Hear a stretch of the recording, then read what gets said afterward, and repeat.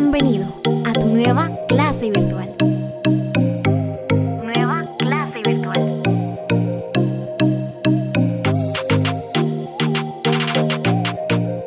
Empezamos entonces arte contemporáneo y amparte.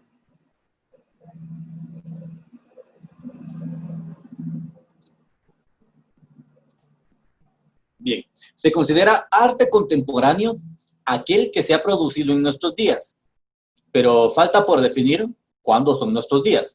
Nosotros vamos a considerar que el arte contemporáneo abarca desde finales del siglo XIX hasta la actualidad. Durante este periodo se han desarrollado una infinidad de corrientes artísticas. Como es imposible tratarlas todas, vamos a realizar una pequeña introducción de cada una de ellas. La primera, el romanticismo. Es un movimiento cultural desarrollado en Europa, en cierto modo como reacción a la Revolución Industrial. Este movimiento nació desde la filosofía y afectó la literatura, la música y sobre todo el arte. Para que no exista confusión, solo quería decirles que dependiendo cada una de las ramas del arte, aunque los periodos son los mismos, clásico, romántico, barroco, contemporáneo, realmente las fechas son diferentes porque cada una de las artes fue evolucionando de forma distinta. Lo que para los músicos es el periodo romántico, para los pintores es algo completamente diferente. Entonces, para que no exista confusión, entendamos que todas las artes se desarrollaron de forma diferente. Si en la música busco música clásica, la música clásica va de 1750 a 1800, mientras que en la pintura clásica es todo lo que hicieron los griegos y los romanos antes de la civilización moderna. Continuemos. El romanticismo alcanzó su máximo esplendor en 1900. Este arte está centrado en las emociones y los sentimientos, en los estados de ánimo de todo tipo, incluyendo la espiritualidad, la imaginación, el misterio y el fervor. La temática varía, desde paisajes hasta la religión, la revolución y la belleza de la paz. Algunos de sus máximos exponentes son Francisco de Goya y Gaspar Friedrich. De hecho, este es un cuadro de Friedrich llamado Caminantes sobre el mar de nubes. Como podrán ver, una figura humana de espaldas sobre una montaña apreciando el mar de nubes que hay frente a él. Aunque podría decirse que es algo sencillo, pueden ver, se le da mucho movimiento a las nubes, hay mucha violencia en el cuadro que al principio podría transmitir como paz, pero hay mucha violencia, hay una tormenta debajo de él a gran altura, y él lo que está es apreciando la tormenta que se avecina. Pueden apreciar como la técnica es una técnica bastante prolija, las formas del cuerpo son bastante exactas, la forma de representar la naturaleza es muy bien hecha. Aquí por la calidad del cuadro, como ya es un cuadro antiguo y además es una fotografía y la pasaron a digital, ya no se aprecia tanto, pero la cantidad de colores y matices que hay en esta parte, que todo podría parecer solo café y negro, está muy, muy, muy bien hecha. Como les digo, en este periodo, en el romanticismo, lo que se buscaba era hacer que el espectador se emocionara solo al ver las pinturas. Entonces, hay mucha emoción dentro del cuadro, a diferencia de lo que vamos a ver posteriormente. Por ejemplo, después de este movimiento, surgió un movimiento llamado el realismo. Igual, mucha arte dentro de la pintura, muy bien hecha. Miren el pelaje del zorro, o sea, realmente pareciera un zorro, un animal verdadero. La cantidad de colores, en los detalles, las sombras, todo esto. Este movimiento nació en 1840 y llegó hasta 1880, duró 40 años. Se trata de un movimiento artístico que se puso a los sentimientos y emociones exageradas del romanticismo. Era un movimiento que estaba contrario a lo que vimos anteriormente. Los artistas y escritores comienzan a explorar la realidad de la vida diaria. Los artistas de esta corriente trataron de representar el mundo real tal cual es, sin tratar de interpretar o dar un sentido emocional a las escenas. Algunos de los artistas más grandes son John Millet, Colbert y Homer. De hecho, esto es un cuadro de Colbert, se llama Zorro en la nieve, y representa la realidad, representa la naturaleza como es un animal alimentándose. Pero si ven la cantidad de detalle, los colores dentro del pelaje, la sombra, el movimiento del animal, que está expresando movimiento, no es algo estático. En este cuadro, al menos en esta fotografía, ya no se alcanza a ver, pero los ojos del animal.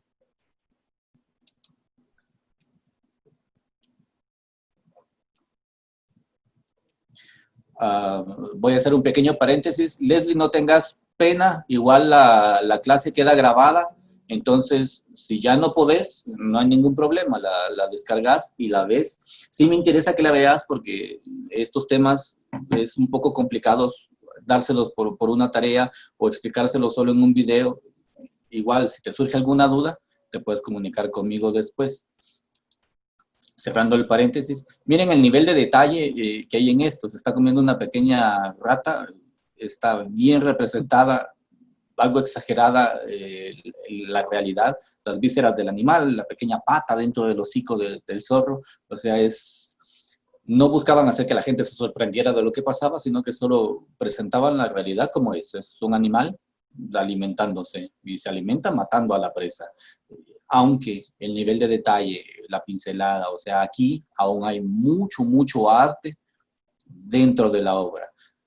Ya van a ver la diferencia con el amparte, que es la otra parte de la presentación, que es comparado con esto, eso no es arte. Repito, miren el nivel de detalle, el color, las sombras. Es una obra muy buena, a pesar de que no es tan conocida.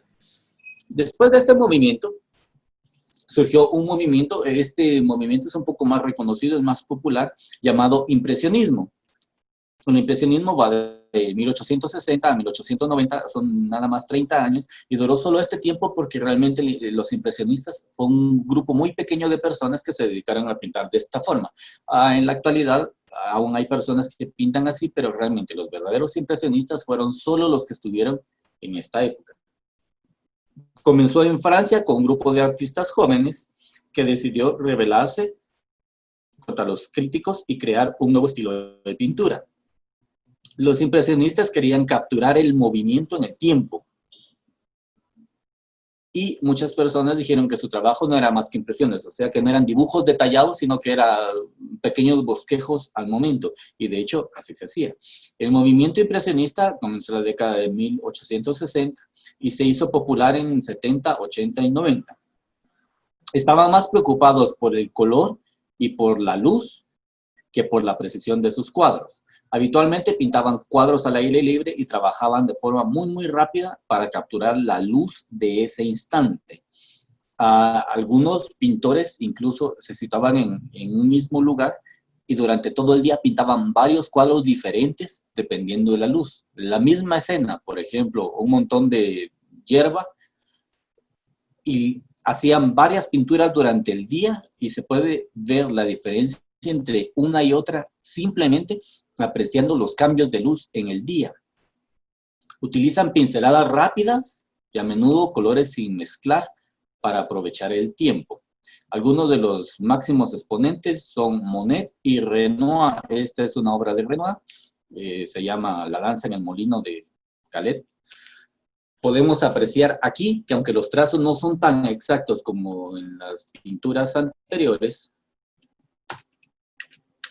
por ejemplo, en esta, los trazos son muy precisos, se ve con claridad los detalles, las formas. En esta ya no, es un poco más difusa, pero esa misma difusión nos da la sensación de movimiento. Se puede ver, por ejemplo, aquí atrás, la pareja, el hombre persiguiendo a la señorita, habitual. Esta otra pareja bailando. Aquí otra pareja bailando. Se ve realmente el movimiento de las personas, se siente. Ahora bien, ¿se recuerdan que en un video habíamos visto sobre la ley de la mirada? Aquí podemos apreciar muy bien cómo se aplica esa ley. con tan solamente darle espacio a la mirada de este personaje, miren todo el espacio que le da, nos da la sensación de que esta pareja es el motivo principal de la pintura. Le deja un montón de espacio solamente a su mirada. Aquí podemos apreciar otro ejemplo de la ley de la mirada, las dos señoritas mirando al joven, miren el espacio que le dejan a la mirada, en lugar de haberlo hecho a él, por ejemplo, aquí, que los hizo muy, muy pegados, le dio suficiente espacio para que se desarrollara, y esto nos da una sensación de importancia, o sea que para ellas dos, este personaje es bastante importante, debido al espacio que le deja. Lo mismo, esta pareja nos da la impresión de que son muy importantes por el espacio que él dejó en las miradas. Además, hay muchas miradas viendo al espectador. Fíjense, a ella está viendo hacia nosotros, ella también está viendo hacia nosotros, aquí hay otra más, y esta que claramente está viendo hacia el espectador. O sea que de una forma bastante sutil están haciendo al espectador parte del cuadro, parte de la obra. Más que imaginarnos que ellos estaban viendo al pintor, que probablemente así fue como sucedió, sentimos nosotros que somos parte de esa actividad, que somos parte del baile. Miren los detalles, el color, el uso de las sombras, aunque las formas no son tan precisas como lo vimos en cuadros anteriores, en este o en este. Miren aquí, por ejemplo, el árbol, la hierba, o sea, está muy, muy bien detallado. Aquí los trazos son un poco más sueltos, el detalle es menos, pero se da mucho movimiento, mucho uso de la luz, y eso fue algo revolucionario para el momento. Después de este movimiento, surgió un movimiento en donde ya se fueron perdiendo las formas y las medidas clásicas.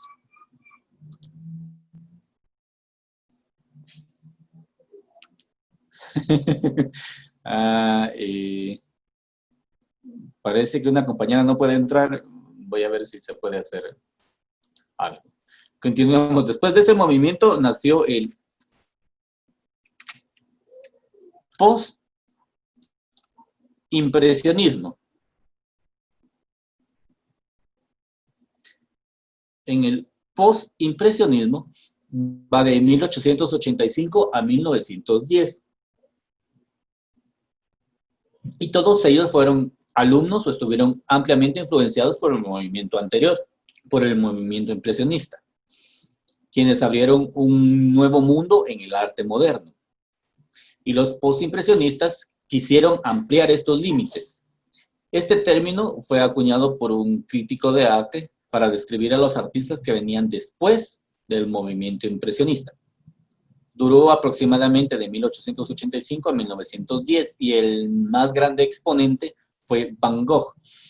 Aunque cuando veamos esa parte les voy a explicar qué es lo que pasó con este pintor y cómo es que se vende el arte desde ese entonces hasta ahora.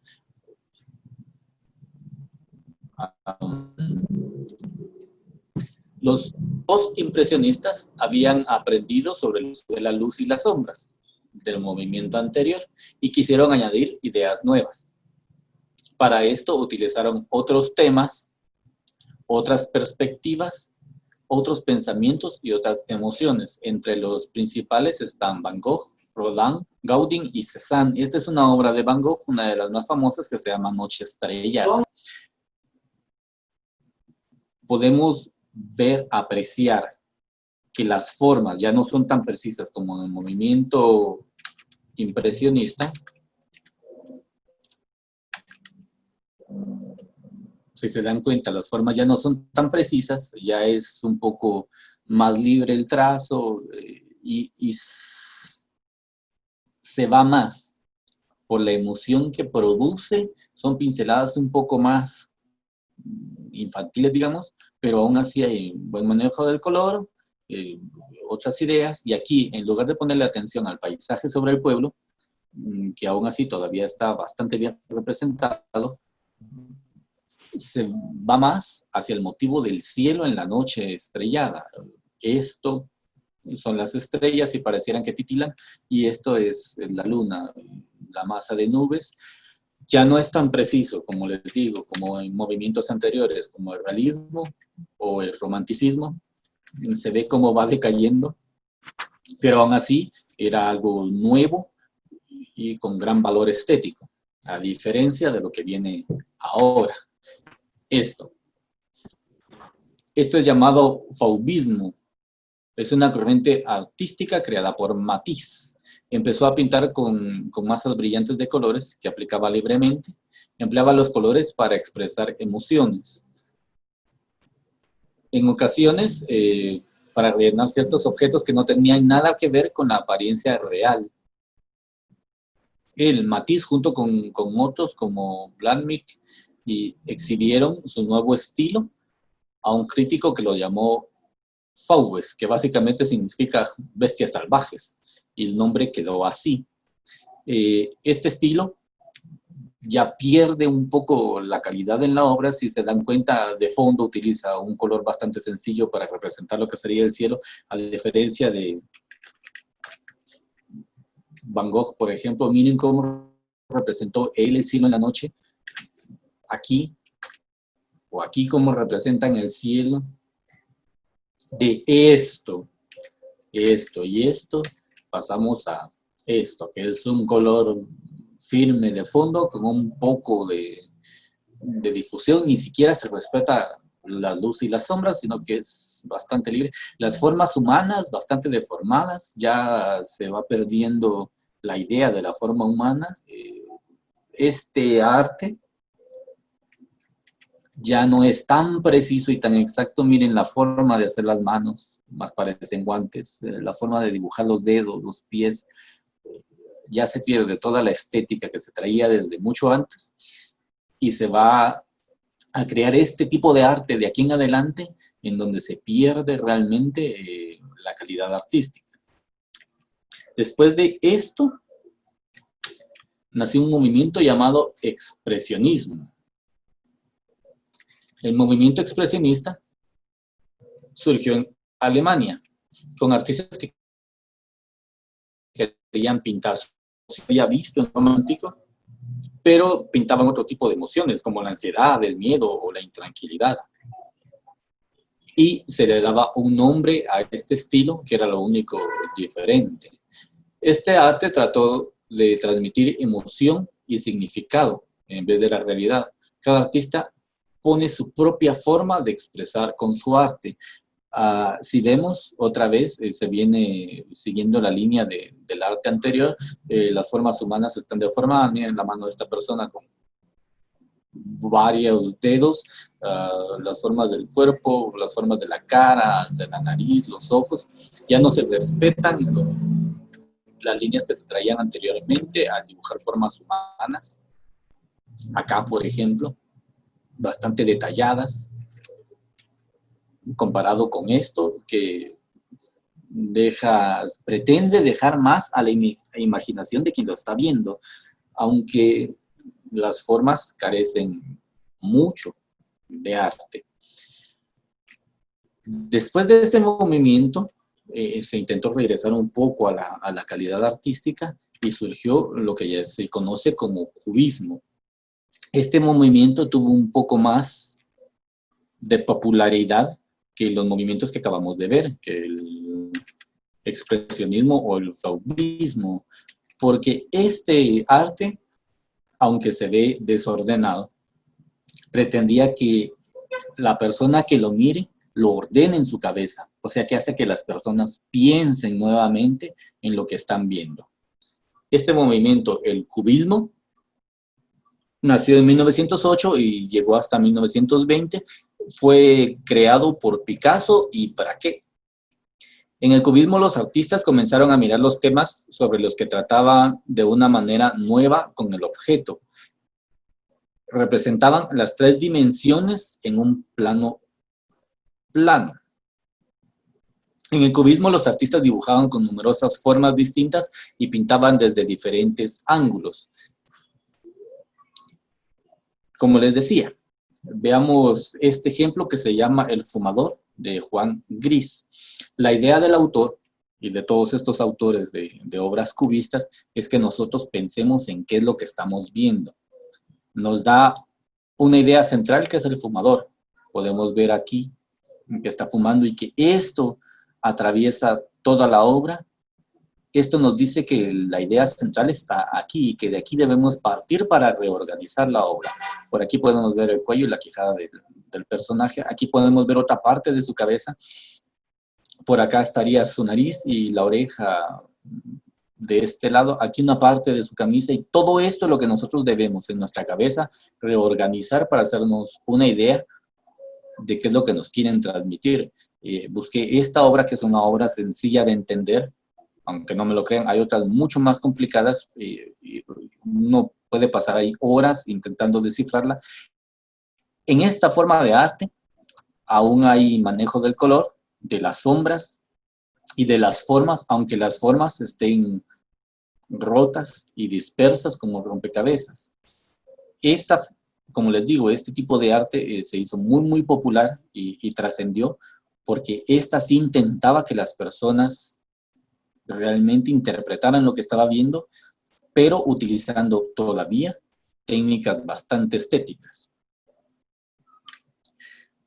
Algunos de los representantes fueron Picasso, Braquet y Juan Gris. Después de esto vino otro movimiento muy, muy relacionado con el cubismo, llamado futurismo.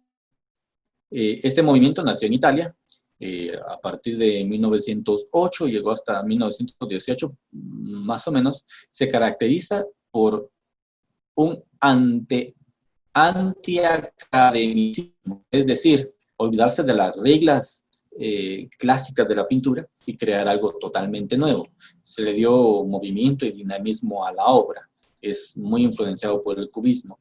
Algunos de los autores más reconocidos son Marinetti, Bococci y Cara. Esta es una obra de Bococci llamado Dinamismo de un ciclista. Les prometo que yo pasé 2 horas intentando encontrar al ciclista y nunca lo vi. A diferencia del cubismo, en donde todavía lo podemos reorganizar y vemos una figura, aunque al principio es un poco difícil, con el paso del tiempo es mucho más sencillo reorganizar las pinturas y armar la figura en su cabeza. Aquí todo está en la mente de quien lo está viendo. No, ni siquiera nos sugieren una figura, sino que nosotros lo armamos a como se nos da nuestra mente. Aunque cabe apreciar que, a diferencia de este movimiento, el expresionismo o el fauvismo, aquí hay un manejo de color, de sombras y de formas mucho más interesante. Miren cómo mezclan los colores, cómo se van difuminando con las formas. O sea, en este movimiento hay mucho, mucho arte. Este futurismo, al menos aquí en Guatemala, uno de sus más grandes exponentes es Efraín Rosinos, que fue quien diseñó el Teatro Nacional, quien hizo las imágenes que están en el Banco de Guatemala, que están en la Biblioteca Nacional, las pinturas que están adentro del Conservatorio Nacional. En otra oportunidad vamos a hacer una clase solamente sobre él. Su obra es bastante extensa y muy, muy buena. Aunque él, las formas que transmite sí son ideas claras y concisas, pero está basado en este movimiento. Después de este movimiento nació el constructivismo. Aquí ya perdemos toda idea de arte, ya las formas se pierden, ya se deja o se supone que el observador lo va a interpretar como él quiera. Aquí ya no hay estética, ya no hay un orden. Este constructivismo nació en Rusia, más o menos en 1914. Es un movimiento que incorpora objetos normales dentro del espacio. Por ejemplo, esto no es más que un pedazo de tabla vieja, como lo pueden ver, con un par de pedazos de metal y algunas tiras de cuero puestas sobre la madera. Aunque acá todavía podíamos ver una figura y podíamos interpretar qué es lo que estaba sucediendo, aquí ya no hay nada más que interpretar. Aquí surge el movimiento que vamos a ver en la segunda parte de la exposición, que se llama Amparte, que les voy a explicar de qué trata todo esto. Después de este movimiento nació el surrealismo. El surrealismo comenzó como un movimiento filosófico que argumentaba que la manera de encontrar la verdad en el mundo era a través de la mente y de los sueños, es decir, a través del subconsciente, en lugar de hacer uso del pensamiento lógico. El movimiento incluye a muchos artistas, poetas y escritores que expresaron sus teorías. Comenzó en 1924 y llegó hasta 1940. Algunos de los más grandes representantes son Dalí, Duchamp y Miró. Si se dan cuenta, aquí regresamos al uso de las técnicas clásicas. Hay buen manejo del color, de las sombras, de la luz, de la ley, como la ley de la mirada, alguna perspectiva, las formas del cuerpo, pero interpretado de una forma completamente irreal. En lugar de pintar una figura humana, lo que hace es que utiliza frutas, verduras, flores para reorganizar todo y que nosotros encontremos la figura humana dentro del cuadro. Este es uno de los más sencillos. En el surrealismo hay cuadros muy, muy buenos, o sea, con muy buena técnica, con mucha arte, pero con imágenes realmente muy complicadas de entender. Ahora, el amparte. Esta palabra es muy, muy nueva, de hecho. Tiene realmente como, si mucho, unos 5 a 10 años que fue creada, aunque a lo que se refiere ya existía desde hace mucho tiempo. Esta palabra no es más que la unión de AMPA, que se define como una agrupación de criminales, y arte. O sea que básicamente sería como una agrupación de criminales que hacen arte. No es que sean asesinos pintando. Ahorita les explico de qué se trata todo esto. El amparte se refiere al arte de no tener talento y de timar a la gente, haciéndolos creer que sí. Aquí en amparte entra todo esto. Esto, por ejemplo, realmente quien hizo eso, ahí no hay arte. Cualquiera de nosotros puede agarrar un poco de tabla, clavarle metal, un par de tiras de papel y decimos que es una obra maestra. Ahí no hay arte, a diferencia de aquí, por ejemplo, que se necesita saber pintar, se necesita saber las formas, los colores. O aquí, en donde se necesita un gran manejo del pincel, de la luz, de la sombra, de muchas técnicas. En cambio, en esto, por ejemplo, esto podría ser pasado como amparte. Cualquiera de nosotros puede dibujar figuras humanas sin forma y decir que es arte. O esto, o lo que vamos a ver después. Este término fue acuñado por Antonio García Villarán, que es un pintor, maestro de pintura, y que también se dedica a hacer videos en YouTube. De hecho, búsquenlo, su canal es muy, muy bueno, explica obras de arte, movimientos artísticos, es realmente bueno, su forma de expresar el arte es muy sencilla, a la vez es muy comprensible y se dedica al arte en sí. Él fue quien creó este término y que realmente se ha hecho popular porque se necesitaba de este. Vamos a ver ahora algunos ejemplos de amparte y les voy a explicar cómo sucede esto y por qué. Esto nació con el dadaísmo, aunque estos autores dadaístas realmente lo que intentaban era burlarse de la gente, aunque el chiste salió mal, porque ellos querían decir que realmente, como una manera de chiste, querían decir que esto, que no tiene mayor arte más que poner un pedazo de rueda en un banco, querían hacer bromas sobre lo que era a dónde iba el arte, pero la gente que no conoce de arte se deja llevar muy fácil por lo que personas que se supone que son artistas o que conocen de ello dicen que es arte. Entonces la gente empezó a decir, esto es arte, y empezaron a nacer artistas, entre comillas, que hacían cosas como esta, en donde no se necesita tener talento para hacerlo. Cualquiera de nosotros, cualquiera de nosotros puede hacer esto. El chiste, y ahí es donde entra esto del amparte, es lograr que esto esté en un museo y que esto sea vendido por miles y miles de dólares. Alguno de los principales expositores de arte ahora es esta persona llamado Damien Hirst. Todas sus obras de arte son esto. Todos sus cuadros, todas sus exposiciones no es nada más que esto. Es lienzo blanco con bolitas de colores. Y ahí es donde uno se pregunta, ¿en dónde está el arte en eso? O sea, cualquier persona, cualquiera puede hacer esto y ni siquiera nos consta que lo haya pintado. O sea, puede ser papel tapiz pegado en un cuento blanco y ya puede ser impreso en computadora. Solo son bolitas de colores. Este señor, con sus pinturas entre comillas, gana mucho más dinero que todos nosotros juntos durante toda nuestra vida. Y les explico cómo funciona. Ahí es donde viene esto del amparte. Esto no tiene arte. Aquí no hay arte realmente. Cualquiera podría hacer algo así. A diferencia de esto, por ejemplo. Para que alguno de nosotros logre pintar algo así, está bastante complicado. Necesitamos tener arte, necesitamos tener muchos años de estudio y comprender muchas cosas sobre el manejo del color, las formas, las figuras. A diferencia de esto. Si les dejo de tarea que cualquiera de ustedes haga algo así, ¡uf!, son artistas.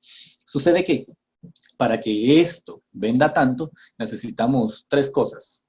Un pseudoartista que haga cosas así, que cualquiera puede hacerlo.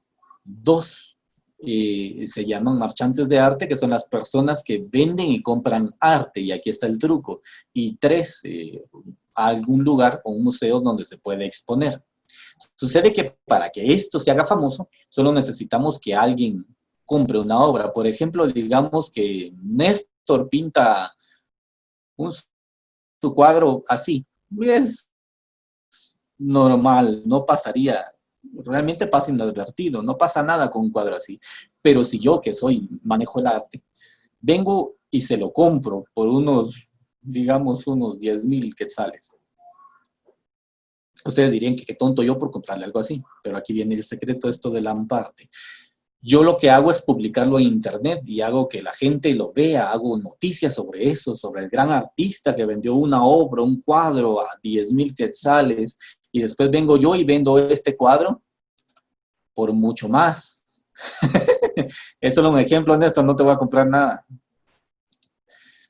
Y vengo y hago un trato con un museo para que expongan las obras de él. Y les digo que como yo ya hice mucha publicidad, porque realmente eso es lo que hacen ahora con el arte, es que le hacen mucha publicidad, aunque su arte sea, no voy a decir basura, pero basura. Seguí siendo pobre, Néstor. Entonces, lo que hago es vendérselo al museo. La gente que no sabe de arte se va a dejar llevar por las noticias que yo estoy produciendo, porque empiezo a sacar por todos lados que es un gran artista, publico sus cuadros, publico que mucha gente está comprando sus obras, aunque sea mentira, porque realmente yo nunca le compré nada a él, pero hice noticias sobre él. Entonces él ya se crea artista, empieza a producir más cuadros, lo ponen en varios museos y se empieza a vender, solo porque la gente se deja llevar por lo que les dicen que es bueno. Un ejemplo de esto es, no es que yo tenga nada contra este género de música, pero es un ejemplo muy bueno, es el reggaetón, por ejemplo. Solo porque muchas personas nos dicen que es bueno y que hay artistas que son muy buenos, la gente va y compra sus discos y los hace millonarios, aunque realmente nada más que hablar así, cantar cosas sin sentido. Lo mismo pasa con el arte. Miren esto, o sea, es absurdo que esta persona gane millones de dólares pintando bolitas de colores en un fondo blanco. Que esto nosotros lo hemos hecho como práctica en acuarela. O sea que cualquiera de sus obras de acuarela, si ustedes logran hacer que alguien les haga tanta publicidad, se pueden hacer muy famosas pintando así de mal. Cualquier persona, hasta yo, podría ser millonario con el arte. Esto es un ejemplo. Hay otro ejemplo. Esto, aunque no lo crean, esta obra se vendió por miles de dólares. ¿Y qué es lo que hicieron?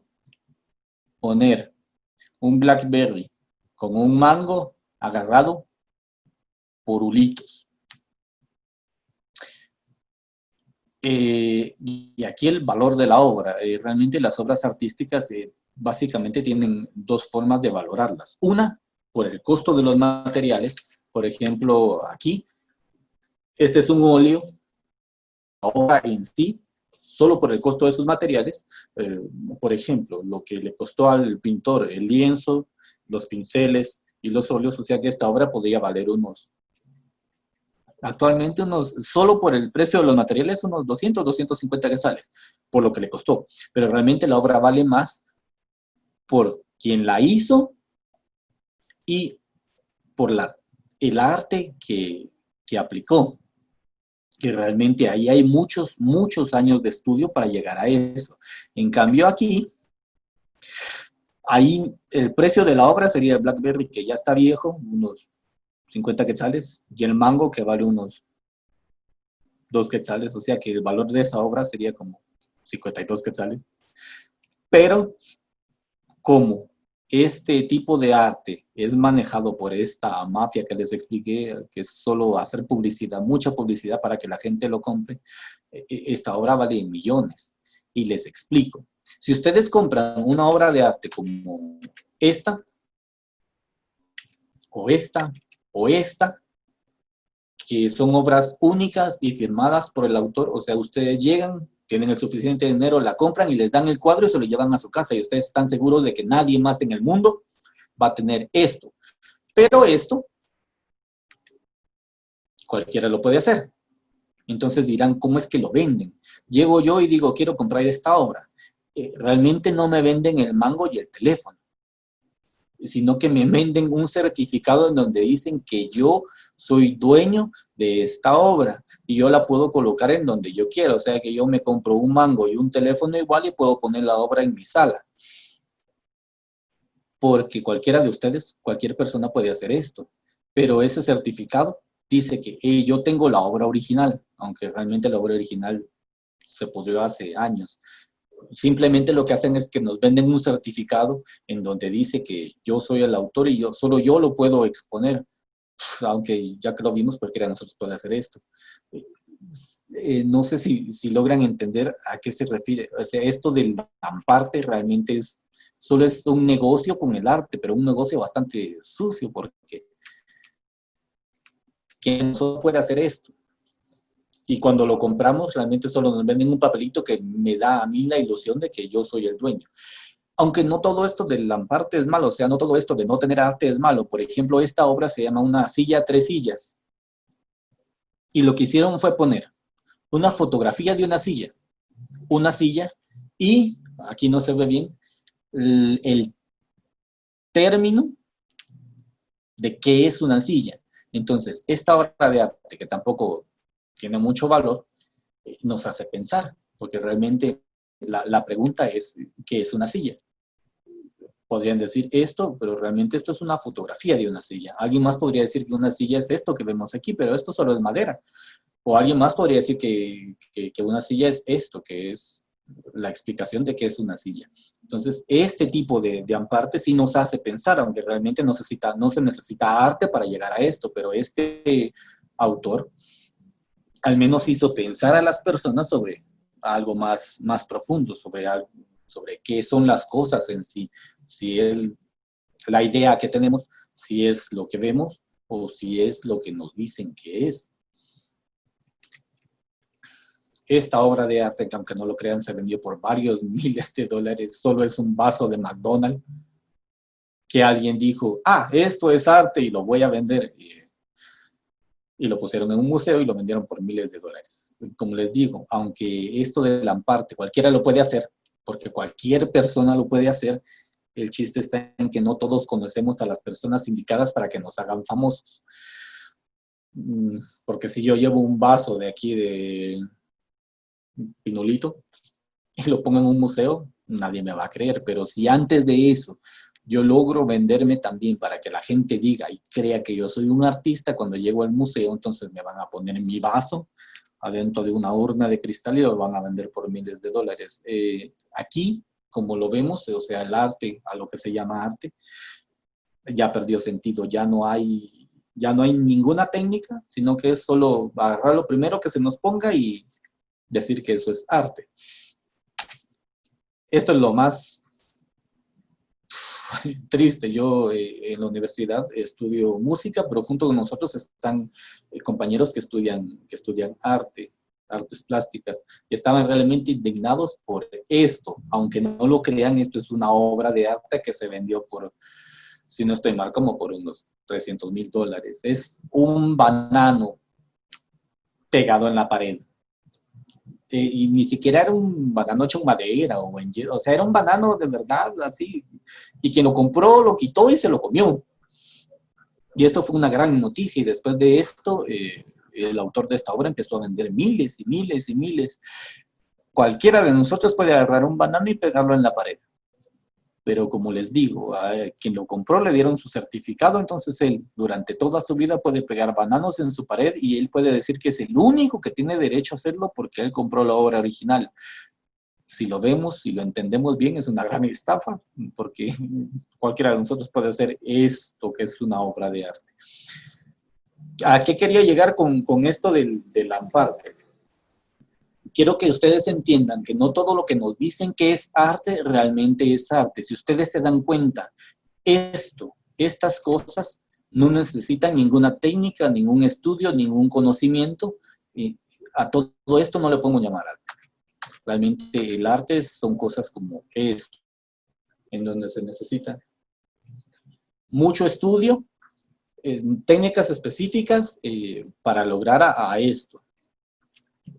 Lo único que quiero es que entiendan ustedes que por más que la gente les diga que algo es arte, no necesariamente lo es, aunque se venda por miles de millones de dólares, no se dejen engañar. Lo mismo pasa con la música, solo porque alguien les diga que algo es bueno, porque se venda y lo vean en la televisión y lo escuchan en la radio, no significa que realmente sea bueno.